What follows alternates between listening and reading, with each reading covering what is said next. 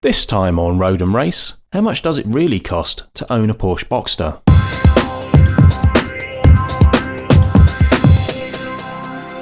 So, how much does it really cost to own a Porsche Boxster? Well, I've got my all my invoices and receipts here so we can go through them and we'll find out. So here we go. Okay, first invoice is for oil. No, it's not. So first invoice is for brake fluid. 3 bottles of brake fluid, £60 and 83 pence. That was a Motul RBF 600. Then we have an eBay purchase, Porsche GT3 front brake ducts. You can see where my priorities were here. That's £35 and 95 pence. Moving on, we have an oil filter, £8.95. And we have some engine oil, that was £61.76. So that's probably my first oil change when buying the car. Next up is air conditioning gas to top up the air conditioning. That was £40 plus £20 for the trigger, so £60. Then we have racing brake pads. These are the EBC blue pads. I spent £258.39 on those. That's front and back. Again, not necessarily something you'd need to do unless you're tracking the car. Next up, wishbone arms. When I inspected the car, I thought the bushes were wearing out and I couldn't buy separate bushes or didn't know how to press them at the time, so I thought I'd buy new arms that come with bushes. Probably in hindsight didn't need them. They're a little bit worn, but probably not enough. Anyway, I spent £247.20 on 4 new wishbone arms or lower suspension arms. There was also a squeak coming from the back of the car. I thought it might be the top mounts. The top mounts hold the 2 rear suspension struts in place. So I thought, well, since I'm getting the wishbones sorted out, might as well get the top mounts installed at the same time, just in case. Top mounts were £116.80. I'll show you a picture now of the top mounts that came off the car. They were absolutely fine.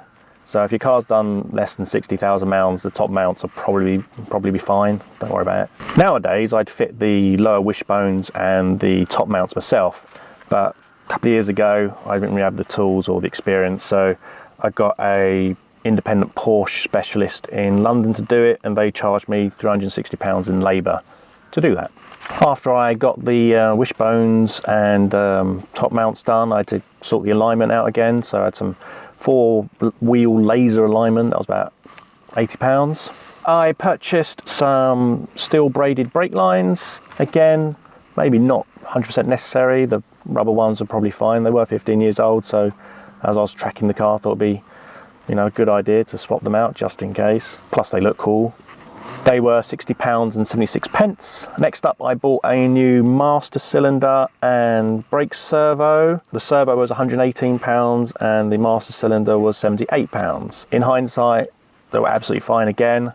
I just did it as an exercise because I was going to track the car and wanted to spend the money for, you know, reassurance that they were brand new and working. Next up were polyurethane bushes because I wanted to make the car a little bit stiffer and, you know, I just wanted to try them out. I got to make another video out of it. They were £80 for the sway bar bushes front and back. Again, they were fine, not necessary, not something you'd need to buy if your car's only done 50 or 60,000 miles. Next up we have tyres, Michelin Pilot Sport 2 tyres, £498.64p. The rear tyres were getting quite low, so I replaced all 4 because I don't like having a mix of tyres on the car. I wanted to replace the filter and transmission fluid. I've not put the video up on that actually, but I probably will shortly. The filter itself was £22.10 and the O-ring was £2 and the actual gasket was £14.34. And then we have £52.79 in transmission fluid. That's 4 litres. I'll just wait for this bus to go by. It's gone now. Next up, another oil change. I went for something a bit more expensive this time. It was a Titan Race Pro 5W40. 9 litres of that was £74.13 and an oil filter, £7.46, including VAT and gubbins, £97.91.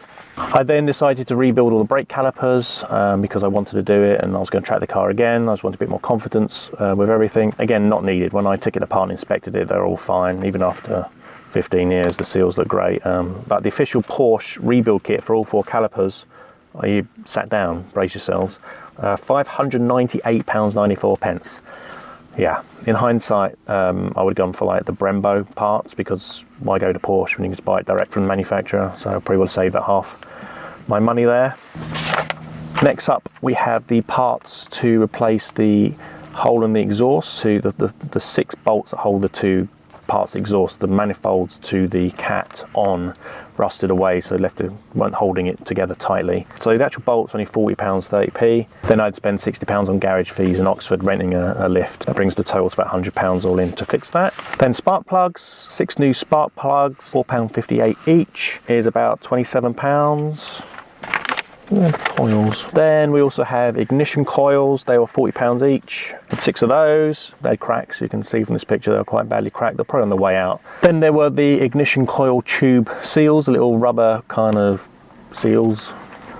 Don't know what else to call them. They were about £2 each, so about £12 for all those. The filters, the cabin filter, air filters, £15 for an air filter, £8 for a cabin filter.